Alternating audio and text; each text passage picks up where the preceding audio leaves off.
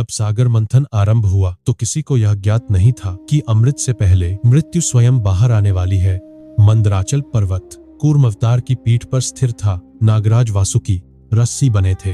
देवता और असुर दोनों ने समुद्र मंथन आरंभ किया।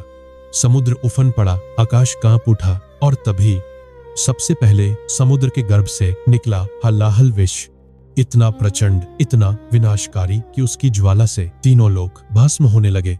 देवता घबरा गए, असुर भयभीत हो गए। सृष्टि का अंत सामने खड़ा था।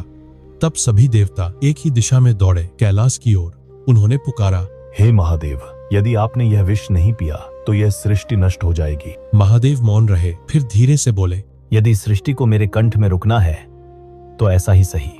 और उन्होंने पूरा विष एक ही बार में ग्रहण कर लिया। तभी माता पार्वती भय से कांप उठी। उन्होंने महादेव का कंठ अपने हाथों से थाम लिया। विष नीचे न जाए, बस वहीं ठहर जाए। विष के प्रभाव से शिव का कंठ नील हो गया और तभी से वे कहलाए नीलकंठ महादेव। सृष्टि बच गई, धर्म बच गया। अब मंथन फिर से शुरू हुआ और इस बार समुद्र ने अपने रहस्य एक एक कर उगलने शुरू किए। कभी निकली कामधेनु, ऋषियों को मिली। कभी निकला ऐरावत हाथी, इंद्र को मिला। कभी निकला उच्चैश्रवा अश्व, स्वर्ग की शोभा बना। कभी निकला पारिजात वृक्ष, देवलोक की सुगंध। फिर निकला कौस्तुभमणि, जिसे स्वयं विष्णु ने धारण किया। और फिर चंद्रमा निकले, जो महादेव की जटा में स्थान पाए। तभी समुद्र के मध्य से एक दिव्य प्रकाश उठा। कमल पर विराजमान प्रकट हुई माता लक्ष्मी। संपूर्ण ब्रह्मांड नेहा शब्द हो गया। सबकी निगाहें उन पर टिकी थी, पर लक्ष्मी जी सीधे जाकर भविष्य के रक्षक भगवान विष्णु के वक्षस्थल में विराजमान हो गईं और देवताओं का वैभव फिर से लौट आया। अंततः समुद्र से प्रकट हुआ अमृत कलश। अमृतत्व अब बस एक कदम दूर था, पर तभी भगवान विष्णु ने एक ऐसा रूप धारण किया जिसने असुरों की बुद्धि हर ली। वह रूप था मोहिनी अवतार।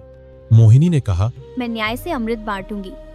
असुर मोहित हो गए। देवताओं को एक ओर बैठाया गया, असुरों को दूसरी ओर। अमृत देवताओं को मिला, पर एक असुर स्वरभानु छल से देवताओं की पंक्ति में बैठ गया।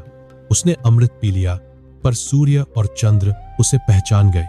विष्णु का सुदर्शन चक्र गरजा, मस्तक कट गया। अमृत के कारण सिर बना राहु, धड़ बना केतु, और तभी से वे सूर्य चंद्र से प्रतिशोध लेते हैं ग्रहण के रूप में। इस प्रकार धर्म की विजय हुई अधर्म पर यह कहानी यहाँ समाप्त नहीं होती, क्योंकि अमृत पाने के बाद भी सब अमर नहीं बने और कुछ रहस्य अब भी शेष है। अमृत के बाद क्या हुआ? देवताओं का भविष्य क्या बना? और विष्णु की अगली लीला क्या थी? अमृत मिल चुका था, देवताओं का तेज लौट आया था, स्वर्ग फिर से प्रकाशित हो उठा था, पर समय ने यह स्पष्ट कर दिया कि अमरता भी स्थिर नहीं होती, क्योंकि सृष्टि का संतुलन केवल शक्ति से नहीं, विवेक से चलता है। असुर पराजित तो हुए, पर समाप्त नहीं हुए, क्योंकि अधर्म कभी सीधे समाप्त नहीं होता, वह अवसर की प्रतीक्षा करता है। और यही कारण था कि देवताओं का भविष्य भी पूर्णतः सुरक्षित नहीं था। अमृत पीने के बाद देवताओं ने सोचा था कि अब कोई संकट नहीं आएगा, पर उन्हें यह ज्ञात नहीं था कि शक्ति लौटने के साथ साथ अहंकार भी लौट सकता है, और वही अहंकार भविष्य के संघर्षों का बीज बनता है। भगवान विष्णु यह सब जानते थे, इसलिए उन्होंने न उत्सव मनाया, न विजय का दावा किया। वे केवल मौन खड़े रहे, जैसे भविष्य की हर लहर को पहले ही देख रहे हों। समुद्र शांत हो चुका था, मंदराचल स्थिर था, कूर्म अवतार अदृश्य हो चुके थे, पर उनका भार अभी भी सृष्टि के संतुलन में विद्यमान था, क्योंकि जो एक बार संसार को थाम ले वह कभी वास्तव में हटता नहीं। देवताओं को यह आभास होने लगा कि विष्णु की लीला केवल अमृत तक सीमित नहीं थी, यह तो आने वाले युगों की भूमिका थी, जहां हर बार धर्म को नए रूप में स्वयं को सिद्ध करना होगा। और तभी समय के उस मौन क्षण में विष्णु की दृष्टि आगे की ओर बढ़ी, जैसे वे किसी और अवतार, किसी और लीला, किसी और युग की तैयारी कर रहे हों। अगले भाग में जानेंगे देवताओं की शक्ति कैसे फिर परीक्षा में पड़ी, अधर्म ने अगला रूप कैसे लिया, और विष्णु की अगली लीला ने संसार को क्या सिखाया। इस तरह की वीडियो को देखने के लिए चैनल को सब्सक्राइब कीजिए और बेल आइकन को क्लिक कीजिए।